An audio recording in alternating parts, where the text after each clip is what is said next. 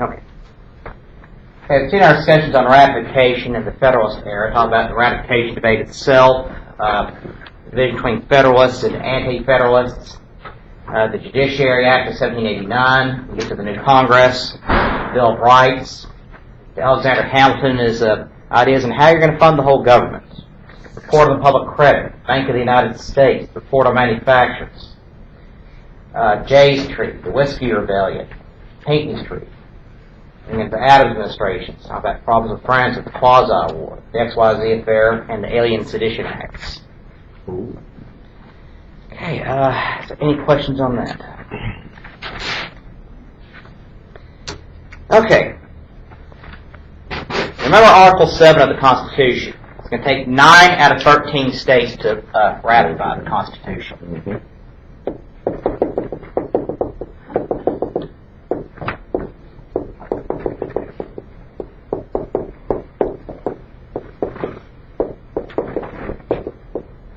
Now, the convention, they're just putting it together. But it's going to take the approval of the states now to decide if they want this or not. That's going to be a long, very divisive debate in the United States.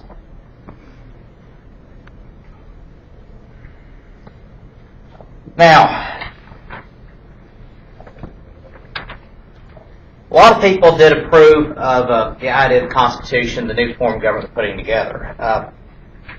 Nationalists in favor of the strong centralized government that's being formed by this Constitution. They are calling themselves Federalists.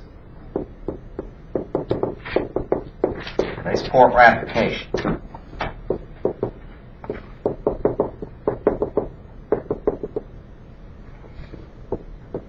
The Anti-Federalists, they'll sort of organize, so they got stuck with the anti-name. Yes, they are against ratification.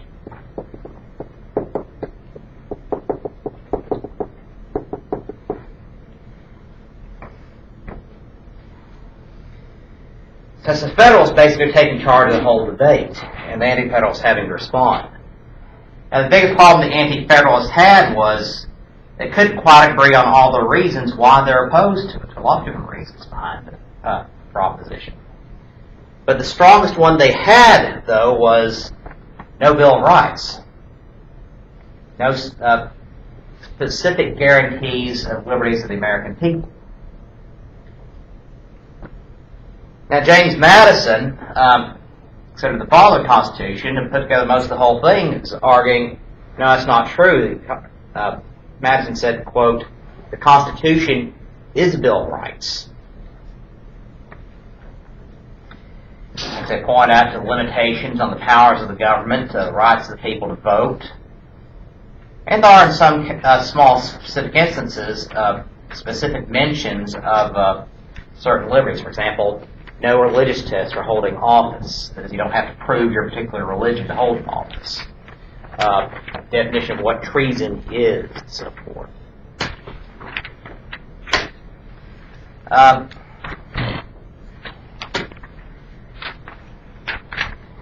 Now, most of the Federalists, they're the leaders of the convention.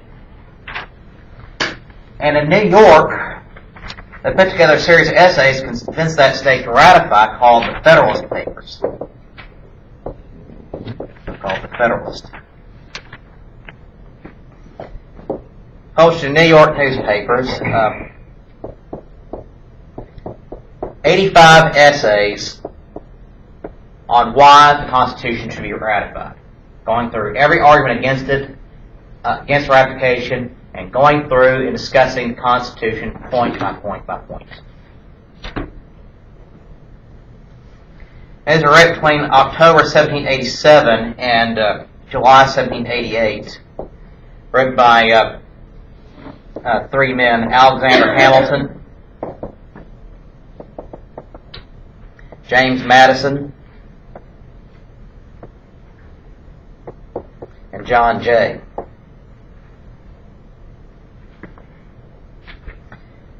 Now, they wrote it all under pen name of Publius, and the Latin word basically meaning man of public, or public man. Now, sometimes it might be just one writing at a time, or all three together, or a combination of them, but the Federalist Papers came the core arguments of the leaders of the ratification movement. Their argument: why should this be ratified? And the years since, it's come a very important work for political scientists to study, because this basically became the main argument for founders' intent. What were these men meaning when they wrote the Constitution?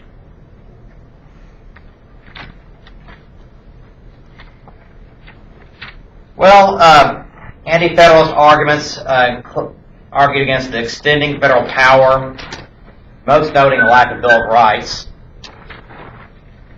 Most of the New York delegation, in fact, even a lot of New York legislators, are demanding a series of 32 amendments to the Constitution before they even consider ratification. It's 32 amendments. Here it is, 2015. We only have 27 amendments to the Constitution so far.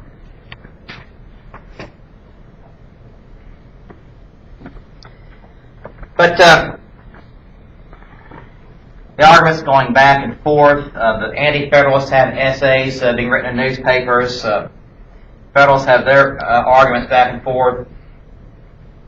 And it's kind of hard to generalize on who's a Federalist and who's an anti-Federalist. They all have their different reasons. They all come from different walks of life. Generally, the Federalists are the younger members of the Revolutionary generation. But you have men like Ben Franklin, who's 81. He's fully supportive. But the anti-federalists, in general, they're the older leaders of the nation, included some delegates like George Mason, Elbridge Gerry, and Luther Martin of Maryland.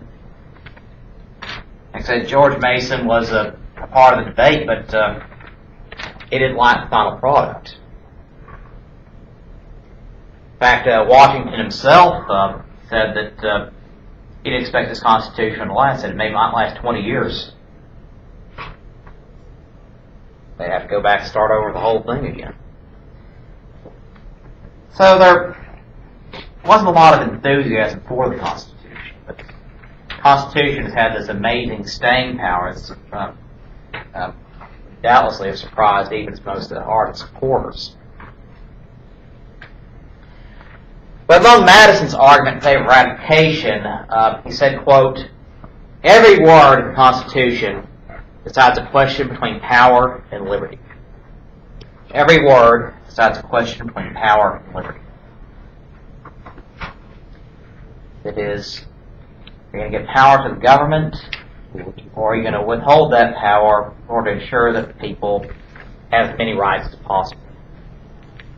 You have to remember, they're coming under a very ideas of John Locke, that is, people come together in a government, form a government. They have to give up some things in order for that government to function. Because in order to have the protections of that government, protections of life, liberty, and property, that you do have to give up some things. You do have to agree to live by a certain set of rules. And really think about it, civil law, some basic ideas of etiquette and courtesy. Those are rules we agree to live by to live in a civil society.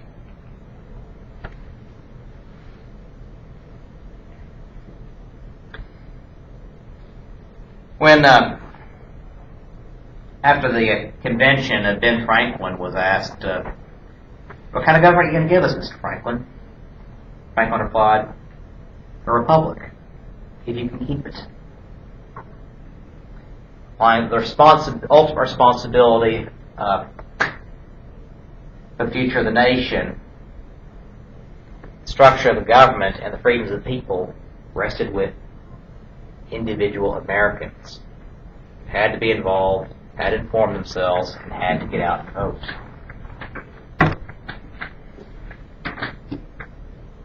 First state to ratify. See here on page 196, nifty little chart, was Delaware.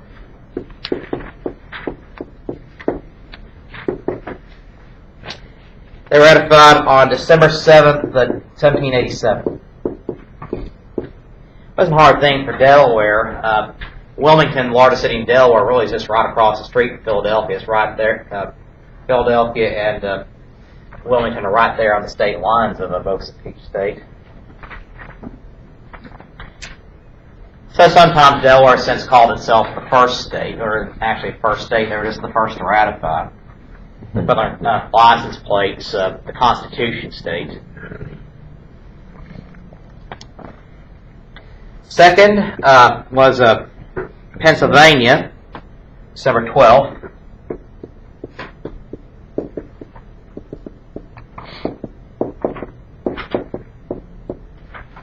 And New Jersey, which is right across the river from Philadelphia, 6 days later, December 18th.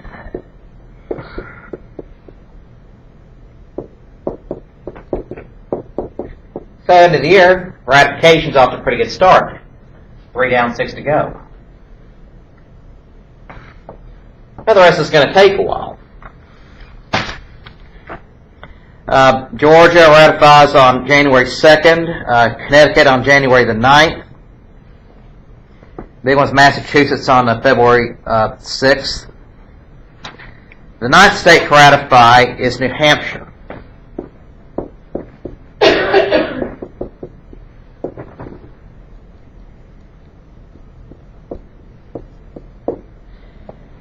Ratifies it on June 21st, 1788. Once New Hampshire ratifies, the Confederation Congress begins making plans for an orderly transfer of power to the new government. And they moved the capital at that point from Philadelphia to New York City. So the nation's going to have 3 capitals over its lifetime, Philadelphia, New York, and Washington, D.C.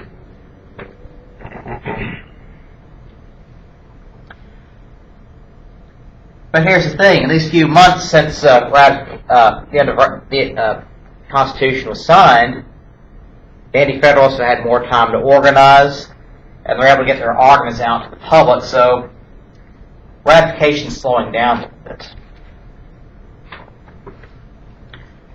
But you have a big problem here at this point. Even though 9 states are ratified, 2 of the largest states in the country haven't ratified yet: New York and Virginia. And if they refuse to ratify, they stay out of the whole thing. It's useless. As they couldn't have the United States without 2 of the largest states in the country on board with it. So in that case, the Federalist papers and New York newspapers came very critical of the argument, arguing why must the Constitution be ratified. They got through every point, every contingency. This wasn't just the only thing they were doing either, but after careful consideration, Virginia becomes the next state to ratify,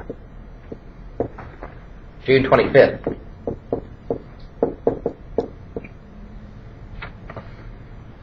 But it's a pretty close margin, vote of 89 to 79.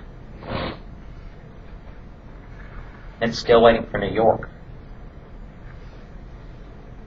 Comes next, July 26th.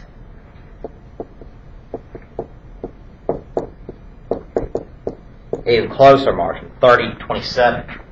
Just a couple votes away from not ratifying it at all.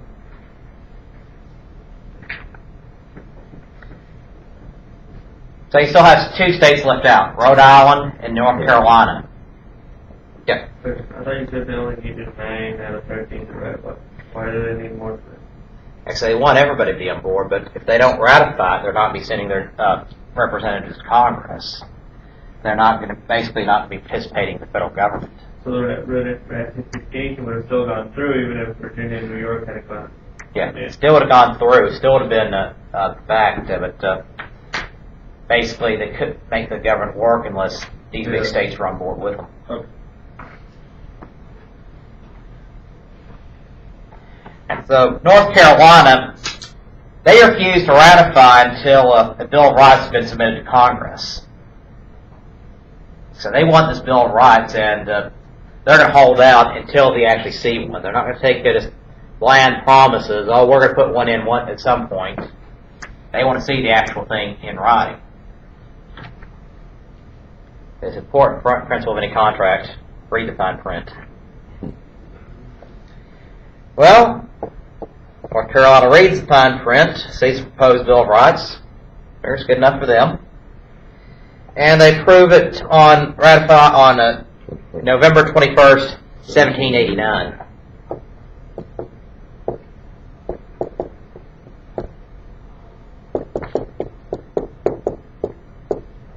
Two years after the Constitution was signed. Actually, they joined the new government already underway. Rhode Island was the last holdout.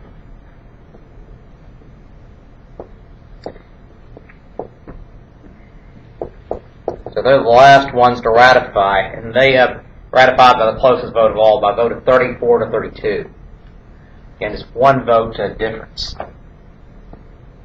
And they don't ratify until May 29, 1790, 3 years after the Constitutional Convention.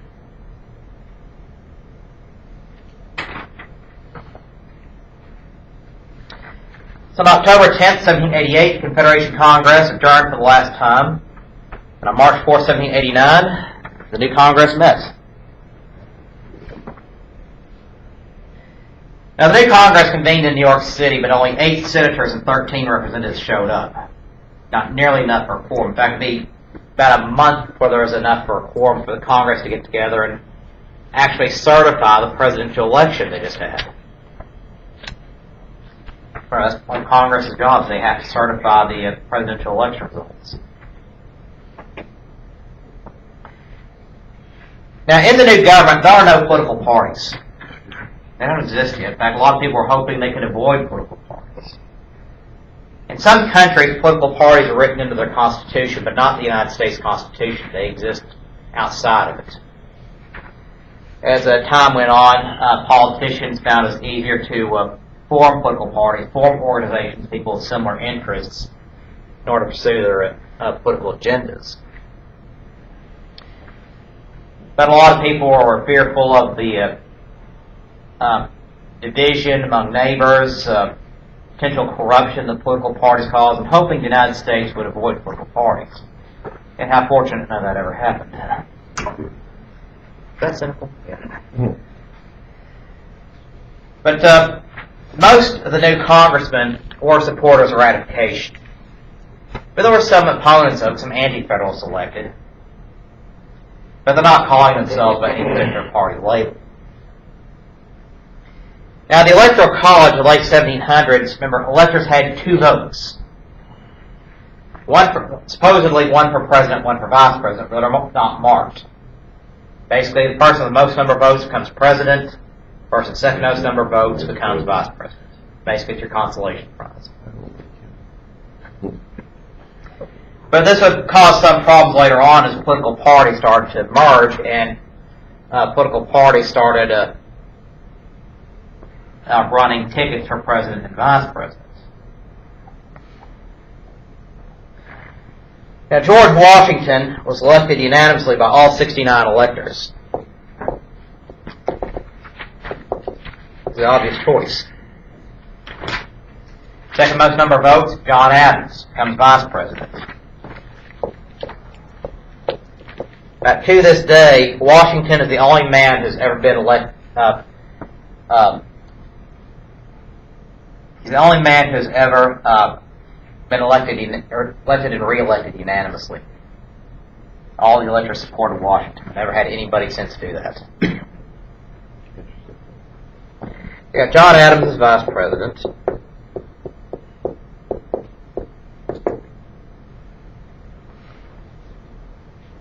Washington took the oath of office in New York on April 30th, 1789. Journey from Virginia to New York was a huge procession, crowds gathering all the way to cheer him on, very excited about him. But Washington's kind of apprehensive about this new government, what's expected of him. He's not quite sure what to do. Tremendous expectations and a lot of problems with it. After his swearing in the oath of office of the Constitution, he gave a brief speech at the inauguration. The speech was just 134 words. This is the shortest inaugural address on record. Adams, as vice president, his job simply is to preside over the Senate. That's basically it. Cast tie-breaking votes in the Senate and waits to succeed the president if the president should die or resign. Basically, you don't have a lot to do. Adams wasn't impressed with the quality of the first Congress. He said, quote, "If you have one useless man, it's called a disgrace. If you have two useless men, it's called a law firm. Okay. If you have three useless men, it's called a Congress." Except the very limited role of the vice presidency had frustrated Adams. Man with immense talent, immense ambition, just a very active mind, always trying to seek some kind of a intellectual stimulation, and vice presidency just didn't offer that. It's kind of bored. In fact, historically, vice presidents didn't do very much. When Theodore Roosevelt became vice president, he was so bored that he took a couple of law school courses. Yeah, it's spare time he went to law school. Harry Truman was so bored as vice president, while he's presiding over the Senate, he spent his whole time writing love letters to his wife. Well. But as vice president, since he had to cast those tie-breaking votes, he set a record which still stands this day, 29 tie-breaking votes. But as they get into office, though, there's no government in place. Basically, the Confederation Congress closed up shop and left, and there's nothing there. No precedents to draw from. Basically, this is a brand new government. No one has never run a government like this before. Even the United States. Very different. The new government's completely different from the old Confederation government. No bureaucracy to get things done. In fact, they weren't even sure how to address the president. This was a serious issue. What are we going to call the president? They can't just say, "Hey, George," and not even his best friends would do that. So what are they going to call him? "Hey, you"? Can't do that. So Congress, in classic congressional style, they decided to settle this by setting up a committee. The committee decides, what are you going to call the President of the United States? And their suggestion was, His Highness the President of the United States, and protect your rights to the same. A little too wordy. Yeah. A little too magisterial. So they saw it going with the constitutional title, President of the United States, or simply Mr. President. A lot of ceremony began to surround the president, feeling the need to show the authority of the office. President's salary set at $25,000 a year. Basically about $12 an hour. In fact, $25,000 a year at that time, that was one of the highest salaries in the nation. Today, the president makes $400,000 a year. How's work we can get it? He drove around in fancy coaches led by teams of 4 or 6 horses. Washington accepted few invitations, but entertained lavishly at the presidential mansion in New York. In fact, once on a trip to Massachusetts, he refused to see the governor, John Hancock, an old friend of his, until the governor paid the president to visit first. He was setting the precedent that the president is more important than the governor. The governor needs to report to the president. That is, whether you agree with the man or not, you must respect the office. Well, anti-monarchists are a little uneasy about all of this. But some fear that a later president might try to make himself a king. There's a lot of fears of Washington that did that. It's not a bad thing they knew about it, but they worried about the future. So what they ended up doing was they stopped a move to coin money with the incumbent president's picture on it. It is, anybody you see on the money today, they're dead. You have to be dead to be on the money.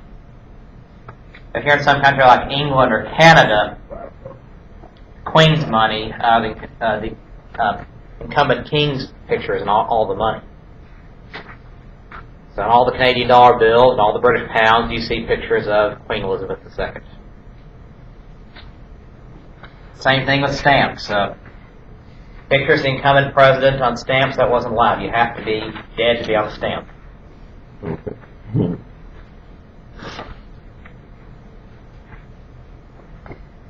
So instead, the early years of the country, coins and money simply had emblems of freedom and liberty, different symbols of the country. So Washington's in office. Here's what he's got to work with. The Foreign Office is responsible for all the correspondence between the United States and all the countries of the world. The Foreign Office consisted of John Jay, 2 clerks. The Treasury Board was almost bankrupt. Basically, nothing in the bank accounts, a bunch of IOUs.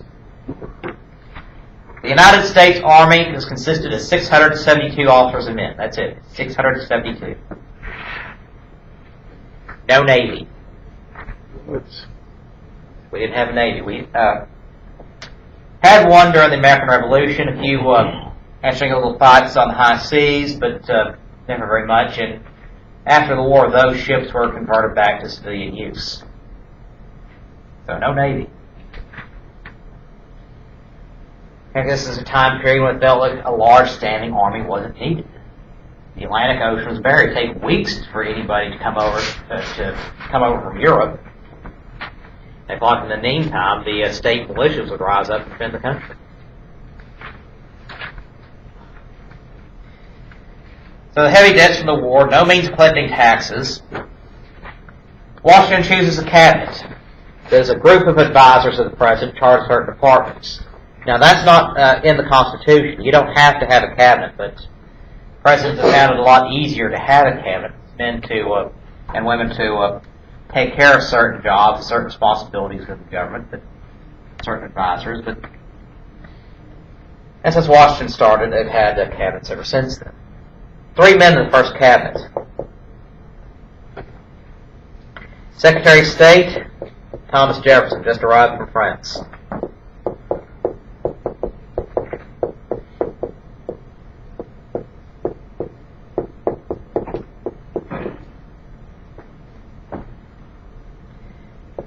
Secretary of the Treasury,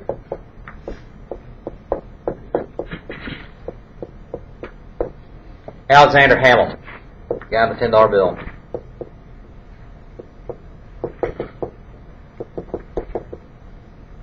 Secretary of War, remember they can call it the War Department until after World War II. Secretary of War is a former Revolutionary War general, a man named Henry Knox. Fort Knox, that's him. So Jefferson, Hamilton, Knox, Vice President John Adams, President George Washington. That's a very impressive gathering. Today there are 15 cabinet positions. That's not counting all the different independent boards and agencies. Well, next order of business, the President's getting his team set up. He needs to set up a federal court system. Remember, Article 3 of the Constitution is very vague about what kind of court system to be set up. Basically, you have the Supreme Court, and the court system to be set up under that. So that's the job of the Judiciary Act of 1789. First piece of legislation passed by Congress, setting up a federal judiciary. Sponsored by Oliver Ellsworth of Connecticut. One submitting it for consideration and want to put it all together. So he establishes a system that the Supreme Court has 6 justices. Remember, Congress can name how many justices are on the Supreme Court. The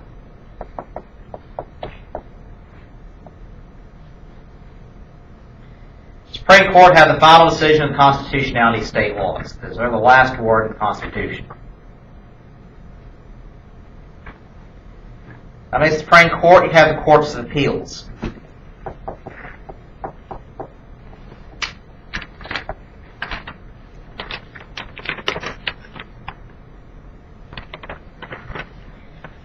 Actually, have 6 appellate courts.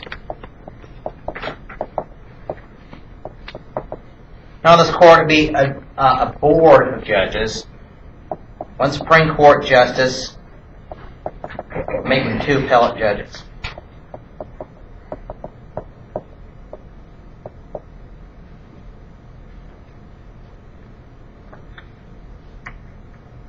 fact, the appeals courts for the different districts, they often move around the country, convening certain areas. The Federal Court of Appeals for this area has actually met here on the college campus a couple of times before. So what they do basically is have these very short hearings on cases coming up from the federal district courts, arguing issues of different issues of law and the Constitution. Yeah. What is that word to the left of justice? Appellate justice. Oh, it's one Supreme Court justice, two appellate judges. Okay. So it'd be a board of 3 judges, but you have one Supreme Court justice and 2 appellate judges. And then you have your federal district courts.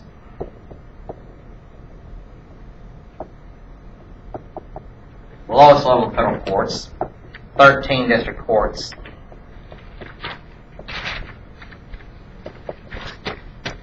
And the old post office building here in El Dorado, that was the federal building for many years. In fact, there's still a federal judge who, for a tradition going back many years, has federal cases heard in that building. Mm-hmm.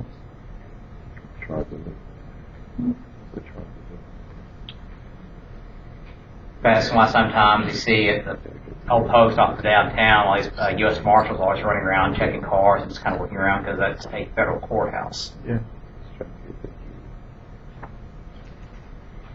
You have 13 district courts, courts of appeals, Supreme Court. That's your court system. This is still basically the same general model they use today. Now today they have 9 Supreme Court justices. The Supreme Court decides which cases they're going to rule on, and what cases they're going to hear. In fact, it takes 4 justices to vote to decide they're going to hear a case or not. In fact, they get all these petitions all the time from courts from all over the country asking to have this case heard, and 4 justices decide whether or not that case can be heard or not. If they decide not to hear it, then the last highest court is the ruling that stands. Courts of appeals really don't have Supreme Court justices on the appeals court today. It's appellate justices. This board has expanded, but a lot more than just 6 today. A lot more than just 13 district courts. But initially, though, Supreme Court was not the nice cushy job it is. I'd say the job was for life. You could have it as long as you wanted it. But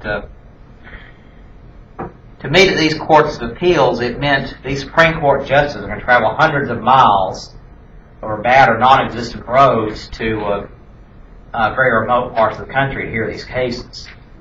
It's very long, very difficult travel.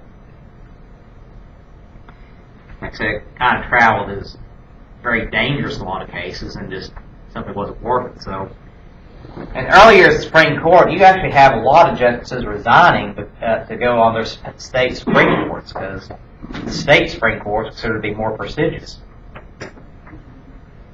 First Supreme Court justice appointed by Washington was John Jay.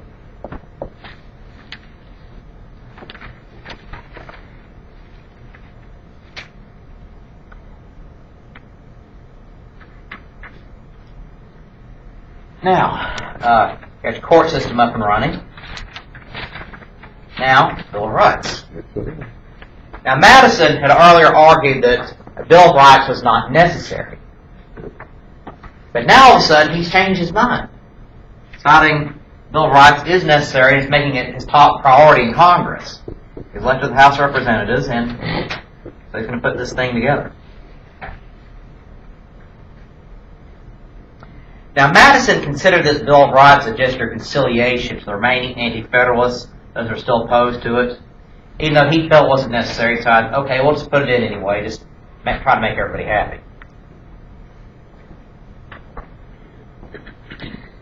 Now,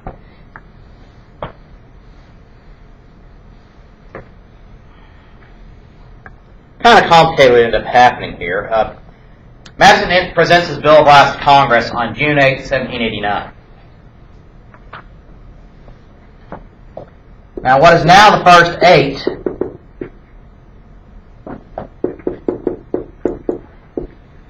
he took from the Virginia Bill of Rights, from George Mason's bill. I remember Mason actually wasn't anti-federalist, but Madison, having been so deeply involved in Virginia state government so long, he knew the Virginia Bill of Rights well and seemed to him as a good outline. So if you notice, you're reading the first 8 amendments to the Bill of Rights. There are a lot of specific discussions of particular rights.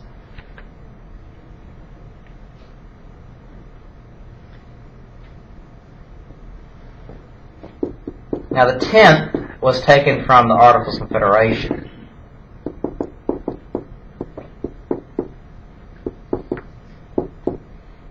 And about power being kept by the states and the people.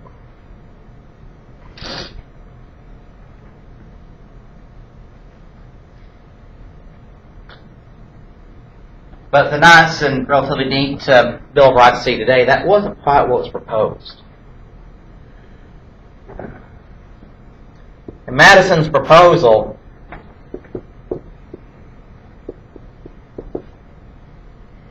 June 8th, 1789, originally we proposed 17 amendments.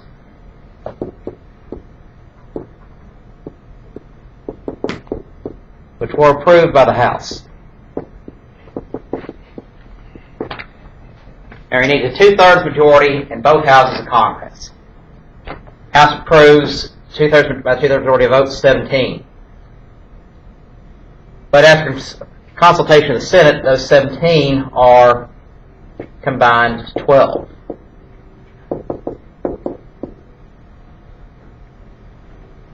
And those 12 amendments are sent out to the states for ratification.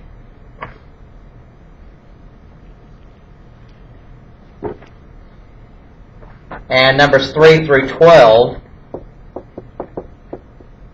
as approved by Congress,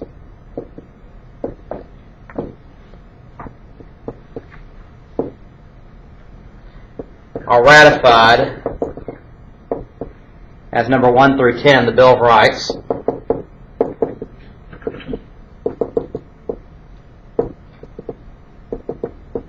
Ratified by December 15th, 1791. That's the day the Bill of Rights goes into effect, December 15th, 1791. Now, of course, the question is, what happened to the other two? What were they? Why weren't they passed? Well, what would have been the First Amendment actually had to do with apportionment of seats in Congress. Remember, Constitution, Article 1, it set out what the first Congress was, the number of seats each state was going to get in the first Congress. First Amendment was going to change that.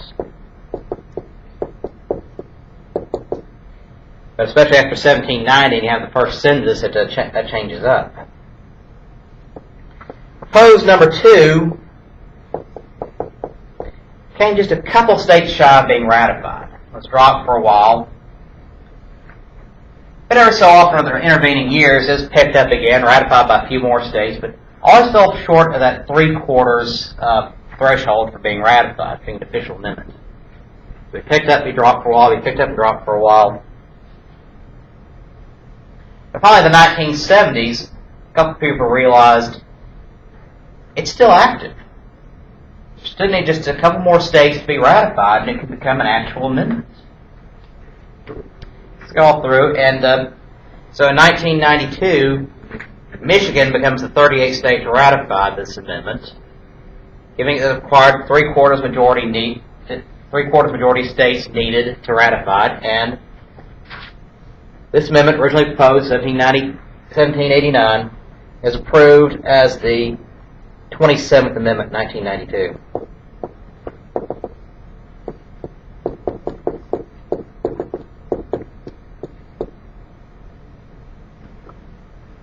$203 after it was first proposed. It took that long. There were no time limits on it. And that 27th Amendment is, see in the back of your book, has to do with congressional pay. No law varying the compensation for the services of the senators and representatives shall take effect until an election of representatives shall have intervened. Basically, congressional pay raises can't take effect until an election's taken place. That is, you vote yourself a pay raise, you have to go back home, face the people, and explain yourself. Really? So there are a lot of instances of problems with that.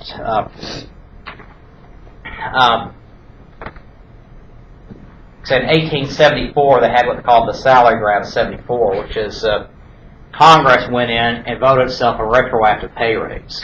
Huge pay raise for 1874, and making it retroactive for the past 6 years, so they give themselves this huge bonus. Like I said, dozens of congressmen are voted out of office that year because of that. But this amendment wasn't in effect yet. And I pushed a few more states to ratify it, but not ratified until 1992. But what are these other amendments here?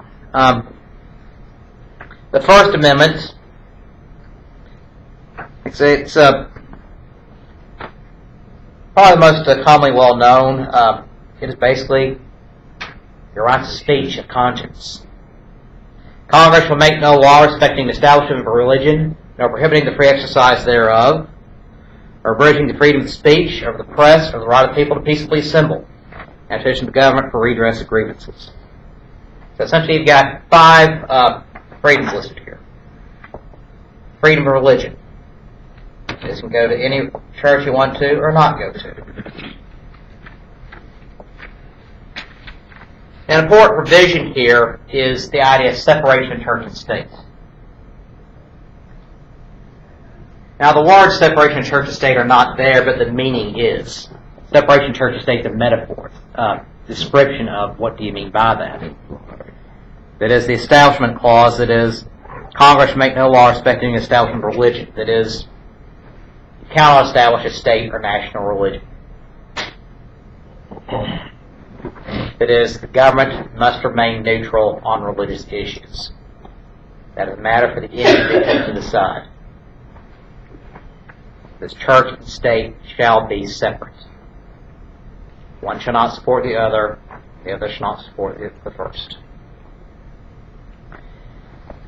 Free exercise clause, that is, prohibiting the free exercise thereof. As Congress cannot ban a religion either. That is, if your actions are violent, you're judged basically what you do as an individual, not as a group. That is, you can practice any religion you want in this country. Or not practice, but that is part of freedom of religion. That is, church and state are separate.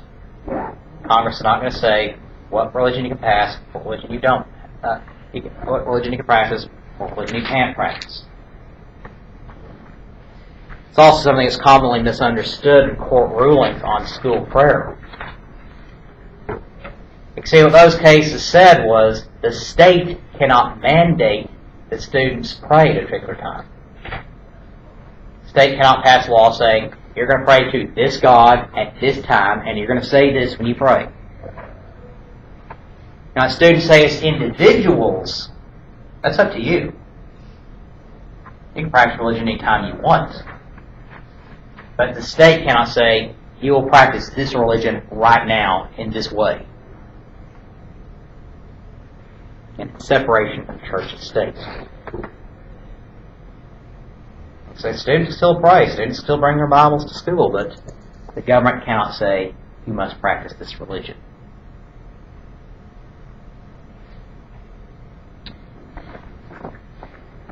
Provision of the freedom of speech. You can say pretty much whatever you want, as long as you're not inciting violence or libeling somebody. 3, freedom of the press. Press can write whatever it wants. 4th, freedom of assembly. People can gather peacefully. Again, that's a reaction to laws passed by Britain trying to restrict large crowds. The Fifth Amendment, freedom petition. You can get together a petition and ask the government for whatever you're interested in.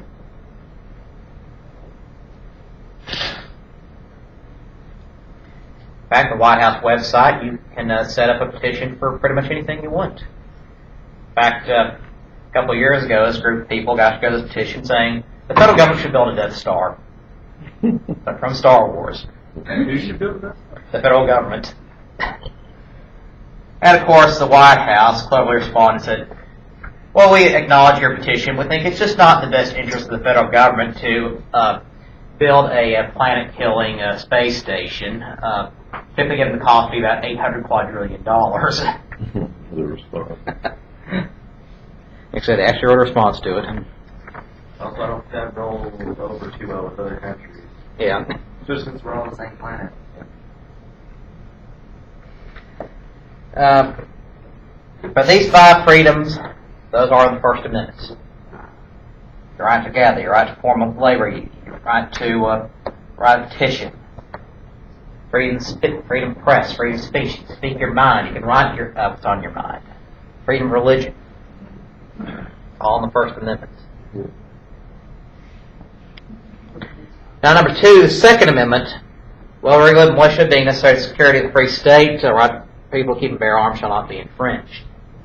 And a lot of debate on what that would have meant, because that part, well-regulated militia, but generally the right to keep and bear arms.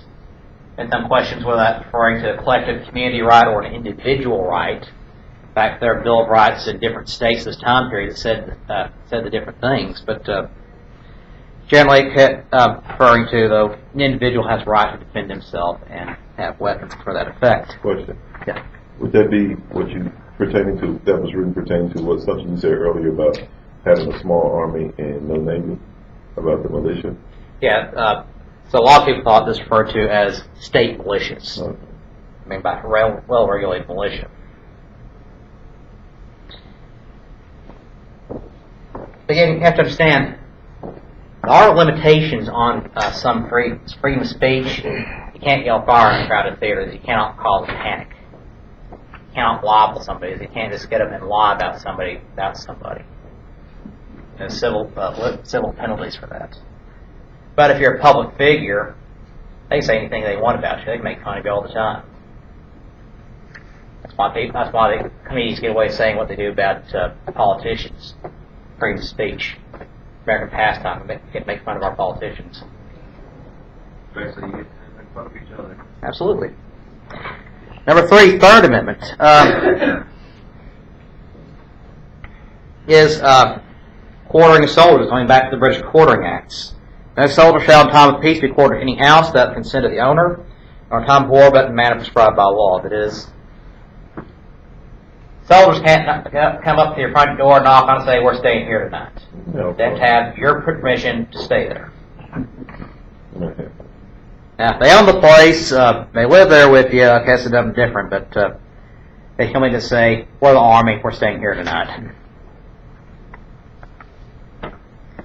Number 4, Fourth Amendment. This is basically for your freedom of privacy. Right, the people to be secure of their persons, houses, papers, and effects against unreasonable searches and seizures shall not be violated. No warrant shall issue, but upon probable cause, supported by oath or affirmation, particularly describing the place to be searched, the person or thing to be seized. That is, going back against those writs of assistance. Search warrants have to be specific. There's a specific address where they're looking for, that's proved to a judge, they have probable cause to go in and search a place. And yes, there have been a lot of cases where they found something illegally.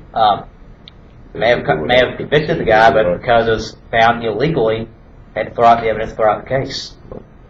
There are cases that have been thrown out because there was a typo on the search warrant.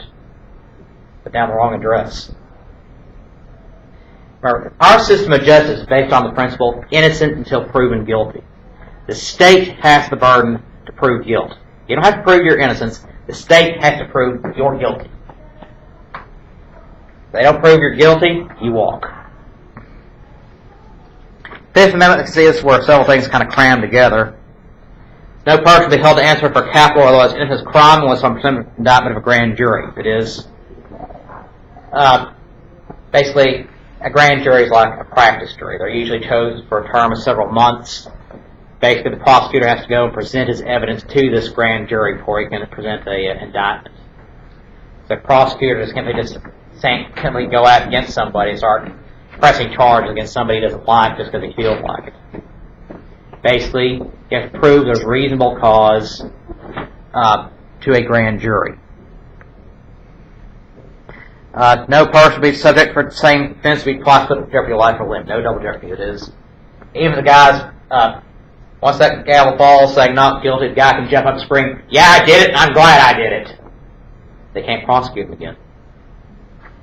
They can get him on another crime committed at that time, or in a civil case in some states, not all of them. But they can't prosecute that same crime again. That's why in some cases, like there's mass murders, prosecutors may only prosecute on one or two murders, just in case something goes wrong.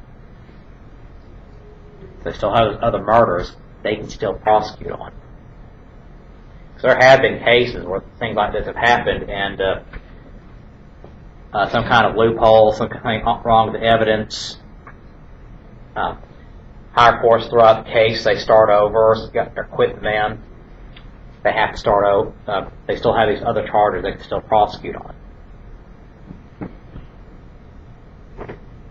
Can't be a witness against yourself. It is. They say you have the right to remain silent. That's what they mean. You don't have to say a word.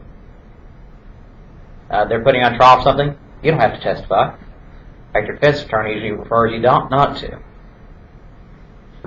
But you don't have to testify in your defense. The state has to prove its case against you. Now, deprive life, liberty, or property of due process of the law. This is another interesting part here. Private property should not be taken for public use without just compensation. That is eminent domain. Right. It is, if they're building something like expanding a highway or building an airport or something, they have to pay you for the property they're taking. All these businesses used to be here across the street. They built the conference center. They had to pay those owners for that property. They couldn't just simply go into malls. Sixth Amendment, all criminal prosecutions, right to speedy and public trial. Says they can't drag it out for years. So the defense can, but prosecution can't. By partial jury of the state, it is jury of your peers. You can have a jury trial. Or you can have the judge decide it. Your choice. You have to be informed of the nature and cause of the accusation. That is, they have to tell you what you're being charged with. You have to be confronted with witnesses against you, and as defense, you have the right to subpoena witnesses on your behalf, saying why you're innocent. You have the right to assistance for counsel for your defense. It is originally it was you can have a lawyer, but they decided in 1963, the Gideon versus Wainwright case, that if you can't afford an attorney, the state has to provide one for you. A lot of people who couldn't afford a lawyer years ago who were convicted because they didn't understand the law of the charges against them. After the Gideon versus Wainwright case, states having to provide attorneys, a lot of innocent people were let go. Seventh Amendment, talked about earlier, suits of common law, right to trial by jury in civil courts. Eighth Amendment, no cruel and unusual punishments nor excessive fines. It is, they can't shoot you for jaywalking.